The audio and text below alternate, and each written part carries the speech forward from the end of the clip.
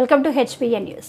అర్హులందరికీ ఇందిరమ్మ ఇల్లు, రైతు భరోసా, ఇందిరమ్మ ఆత్మీయ భరోసా, రేషన్ కార్డులు చేరేలా పటిష్ట కార్యాచరణ 16 నుండి 20 వరకు నిర్వహించనున్న గ్రామ సభలకు జిల్లా ప్రజలు సహకరించాలని జిల్లా కలెక్టర్ దివాకర్ టిఎస్ బుధవారం ఒక ప్రకటనలో తెలిపారు.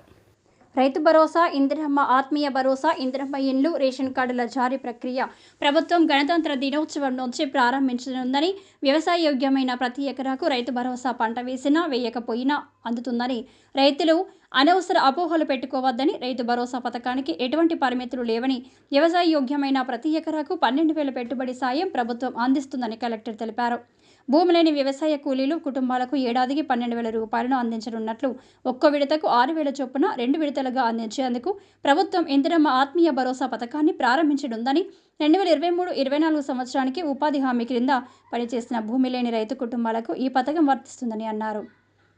జిల్లాలో 20 రోజులు ఉపాధి హామీ కూలీలుగా పనిచేసిన కార్మికుల జాబితాను తీసుకొని ఆధార్ కార్డు ట్యాగ్ ప్రకారం పరిశీలిస్తూ భూమి లేని కుటుంబాలకు ఎంపిక చేయడం జరుగుతుందని, ఇందిరమ్మ ఇండ్ల సర్వే ద్వారా సొంత భూమి ఉండి ఇల్లు లేని కుటుంబాల జాబితాను సిద్ధం చేశామని, జనవరి 16 నుండి 20 వరకు గ్రామ సభలు నిర్వహించి అభ్యంతరాలను స్వీకరించడం జరుగుతుందని, అర్హుల జాబితా గ్రామాల వారీగా సిద్ధం చేసిన తర్వాత ఏ గ్రామంలో ఎంతమంది అర్హులకు మొదటి విడత ఇల్లు అందించాలనేది నిర్ణయం తీసుకోవడం జరుగుతుందని తెలిపారు. ఇందిరమ్మ ఇల్లు, రైతు భరోసా, ఇందిరమ్మ ఆత్మీయ భరోసా, రేషన్ కార్డుల ప్రభుత్వ సంక్షేమ పథకాలపై సంబంధిత గ్రామ పంచాయతీ కార్యదర్శులను, ఎంపీడీఓలను సంప్రదించి సందేహాలను నివృత్తి చేసుకోవాలని లేదా కలెక్టరేట్లోని కంట్రోల్ రూమ్ నంబర్ 1800-425-7109ను సంప్రదించాలని కలెక్టర్ ఆ ప్రకటనలో కోరారు.